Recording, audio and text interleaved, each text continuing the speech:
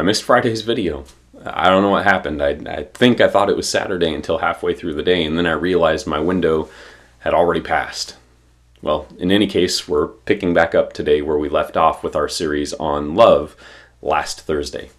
We've discussed how love is setting aside convenience and comfort to make life better for others. We noted how Jesus speaks hard truths to the people he loves. We saw that love sees and protects the vulnerable. We also looked at how love invites our enemies to the table rather than avoids them, and serves them rather than attacks them.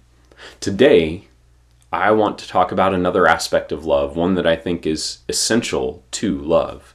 The Gospels tell us that Peter, the brash, enthusiastic, sometimes over-self-confident follower of Jesus, is nearby during the trial that would lead to the crucifixion.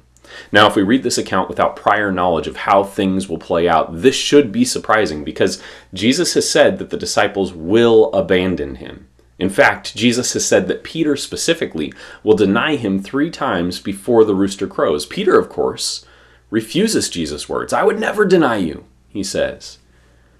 And so we find Peter nearby during the trial, and we're surprised. But here's what happens in John 18, verse 15.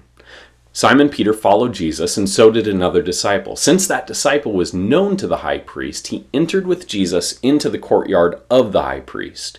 But Peter stood outside at the door. So the other disciple, who was known to the high priest, went out and spoke to the servant girl who kept watch at the door and brought Peter in. The servant girl at the door said to Peter, "You also are not one of this man's disciples, are you?" He said, "I am not." Now the servants and officers had made a charcoal fire because it was cold, and they were standing and warming themselves. Peter also was with them, standing and warming himself. So that's once. John then records Jesus being questioned, but moves back to Peter in verse 25. Now, Simon Peter was standing and warming himself, so they said to him, "You also are not one of his disciples, are you?" He denied it and said, "I am not."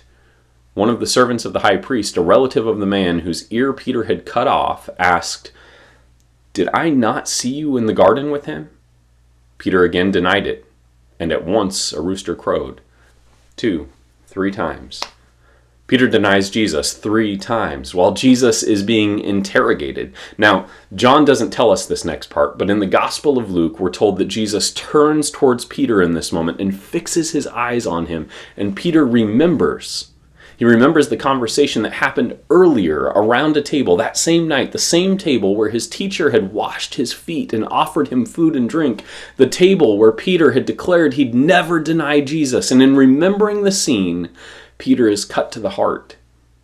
He leaves the scene. Luke says he went out and wept bitterly.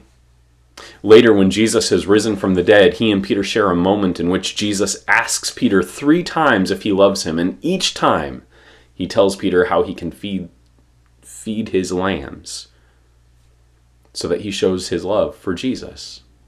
And then he tells Peter, "Follow me." This is the same call that Jesus gave to the disciples at the beginning of his ministry, and he offers it to Peter again, even after the disciple abandoned him and denied his association with him. This is forgiveness. It is an aspect of love that many of us struggle with. We find it easy to love people who we think don't need our forgiveness. It's much harder to love someone who has hurt us. Jesus loves Peter despite the hurt his denial inflicted on him. He forgives him because forgiveness is an action of love. And Jesus' forgiveness doesn't put Peter on a probationary status. Jesus' forgiveness is complete, brings Peter back into the fold, and invites Peter into the ways that he can show love himself. I love you, and I pray that today you will love others with a heart that forgives.